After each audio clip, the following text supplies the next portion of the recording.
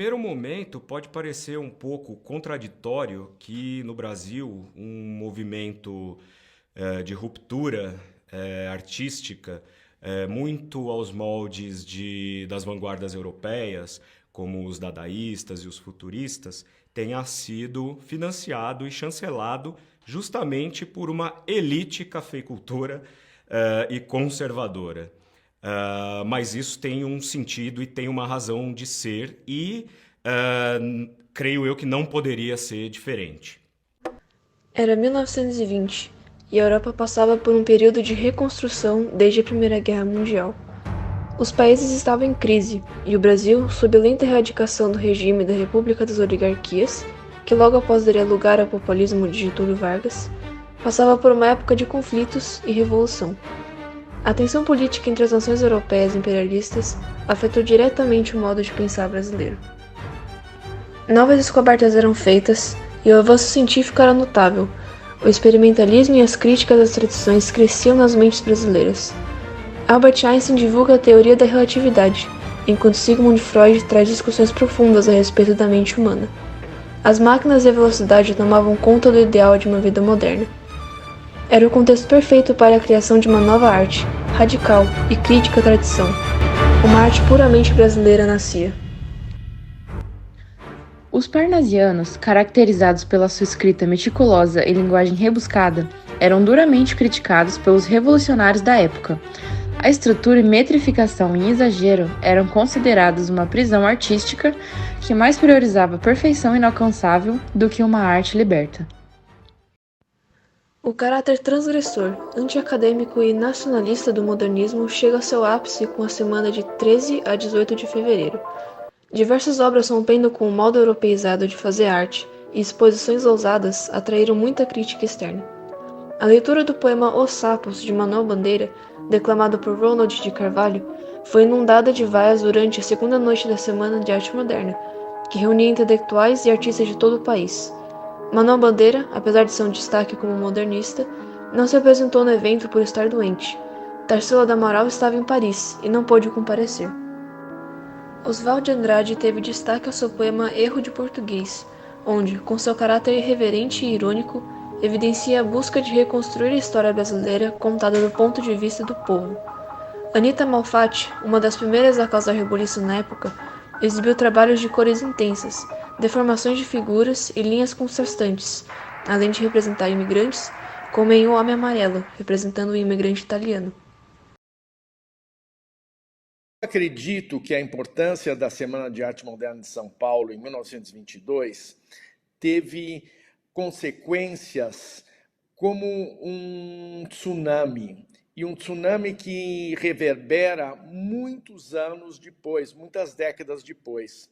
Tanto que nos anos 50 houve uma reavaliação da semana, houve quando a semana fez 75 anos, e agora, aos 100 anos, a gente vê como a semana é presente, como ela se tornou seminal nas questões que hoje em dia são atualidade, que é a modernidade brasileira, olhando para dentro de si própria, e a possibilidade de nós formarmos uma opinião própria, uma opinião plástica, no caso, própria, brasileira.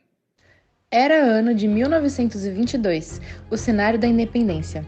No Teatro Municipal de São Paulo, Guiomar Novaes é uma das 3 mulheres a apresentar-se na Semana de Arte Moderna, exibindo sua performance no piano.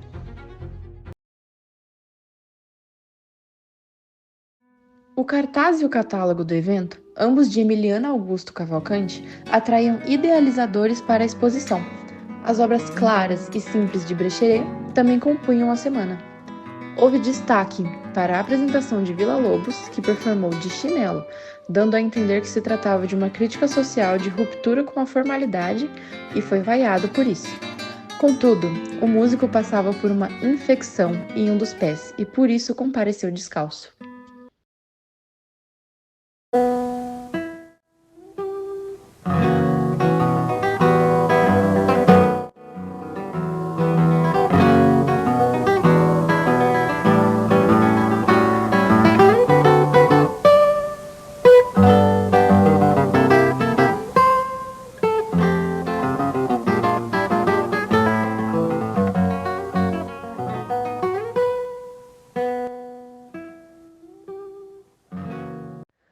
aquela modernidade não agradou o público.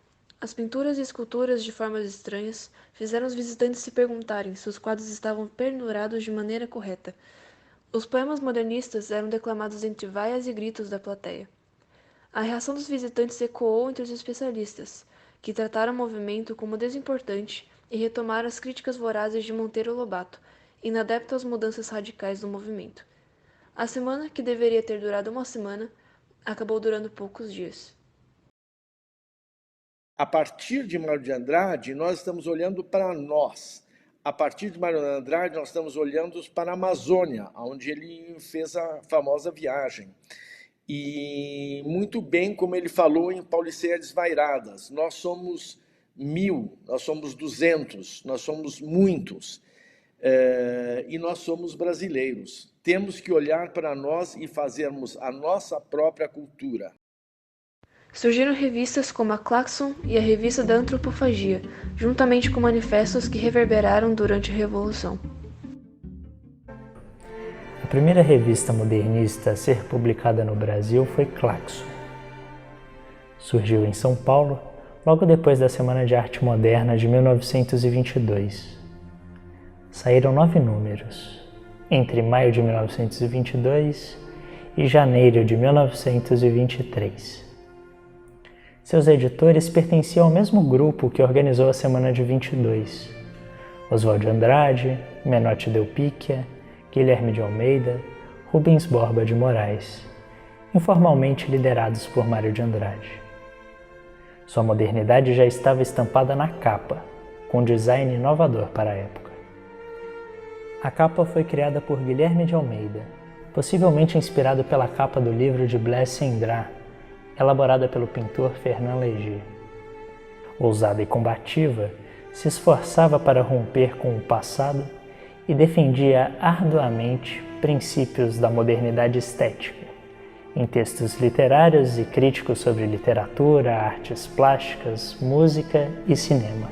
Cada número veio acompanhado de um encarte, com reprodução de obras de artistas como Anita Malfatti, Di Cavalcanti e Tarsila do Amaral.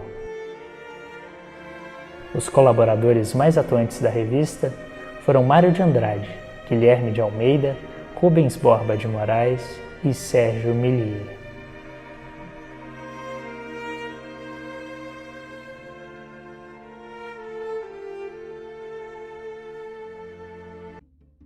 O Manifesto Antropofágico defendia a ideia de que o povo consome a cultura, ou seja, deveriam interpretar e internalizar a cultura dos povos que por aqui passaram e que influenciaram a nossa construção nacional, tanto os europeus quanto os africanos e até mesmo os americanos. Contudo, não era uma importação simples de cópia, e sim uma importação interpretando e reorganizando os símbolos que cada cultura transmitia para uma realidade mais própria, e isso dialogando com as manifestações indígenas. E nós devemos aproveitar as lições de Mário de Andrade e olharmos para dentro de nós próprios. Podemos também aproveitarmos a lição de Oswald de Andrade e fazermos a antropofagia, principalmente na questão do século XX, quando várias correntes migratórias vieram ao Brasil. Então, além de todos os brasileiros que estiveram aqui 500 anos, tem também as correntes migratórias dos sírios, dos alemães, dos italianos, dos japoneses, dos coreanos. Vamos incorporar todas essas... vamos somar todas essas tradições e fazer algo novo, algo brasileiro, que é o movimento antropofágico de Oswald de Andrade. O Manifesto Pau-Brasil conclama o povo a tomar consciência da sua nacionalidade, fazendo crítica aos intelectuais alheios aos temas sociais, que estavam nas universidades e que pensavam mais na ciência e na literatura europeia do que brasileira. Já o verde-amarelismo surge como crítica ao nacionalismo dito afrancesado do pau-brasil, e propunha um nacionalismo puro, através de elementos do folclore e dos mitos populares, para a criação de um primitismo esotérico, pouco concreto, além da escola da anta, que surge a partir do verde-amarelismo. Muitas vezes na história, um fato se torna detonador de algo que já estava no ar. Eu acredito que a Semana de Arte Moderna de São Paulo, em 1922, também foi um desses fatos. Muitas coisas já estavam no ar, não só em São Paulo, mas também no Rio, no Nordeste, no Recife principalmente, e também no Sul. Todas essas questões, de certa maneira, se filtraram em São Paulo, que já começava a ser o centro econômico e, portanto, cultural da nação. E daqui se detonou como uma faísca a questão da modernidade brasílica, brasileira, que se desdobra até hoje e que ainda hoje é um tema atual. O movimento começa a esfriar, e já não há tanta necessidade de irreverências, pois o movimento já está consolidado.